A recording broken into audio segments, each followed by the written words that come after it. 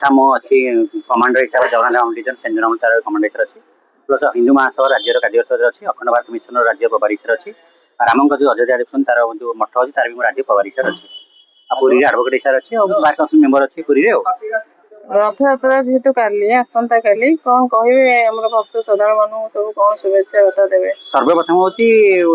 ଯେତିକି ଆମର ଓଡ଼ିଶାରୁ ଓଡ଼ିଶା ବାହାରୁ ଭକ୍ତ ଯେଉଁ ଆସୁଛନ୍ତି ତାଙ୍କୁ ସର୍ବପ୍ରଥମେ ଆମେ ଶୁଭେଚ୍ଛା ବାର୍ତ୍ତା ଏହା ଦେଉଛେ ସମସ୍ତେ ଭଲରେ ଆସନ୍ତୁ ଭଲରେ ଘରକୁ ଫେରନ୍ତୁ ଆଉ ମଙ୍ଗଳ କାମନା ଯେଉଁ ମନସ୍କାମନା ନେଇ ଆସୁଛନ୍ତି ଭଗବାନ ଡାକୁଛନ୍ତି ପୂର୍ଣ୍ଣ ହଉ ପ୍ରଥମ କାମ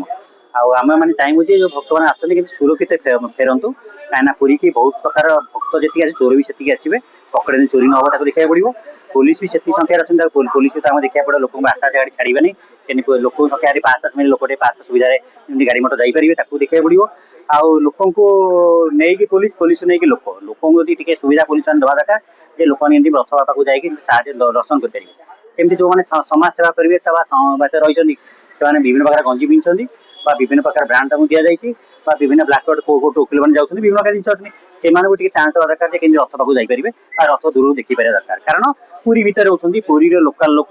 ଆଉ ବାହାର ଲୋକ ଆସି ଏଠି ପେଲାପେଲି କଲାବେଳକୁ ପୁରୀ ଲୋକ ବି ଟିକେ ଚାନ୍ସ ଦରକାର ତାଙ୍କୁ ଟିକେ କେମିତି ଦର୍ଶନ ପାଇବା ପାଇଁ ହେଲେ ସମସ୍ତେ ମନ କାରଣ ଜଗା ବାହାରିଛି ବାହାରକୁ ସମସ୍ତଙ୍କୁ ଦର୍ଶନ ପାଇଁ କାରଣ ପୁରୀ ଶ୍ରୀମନ୍ଦିର ଆପଣ ଦେଖିବେ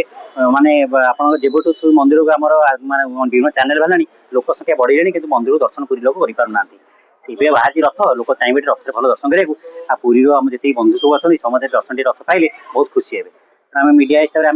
ଆପଣଙ୍କୁ ଆମେ ଜଣାଇବା କଥା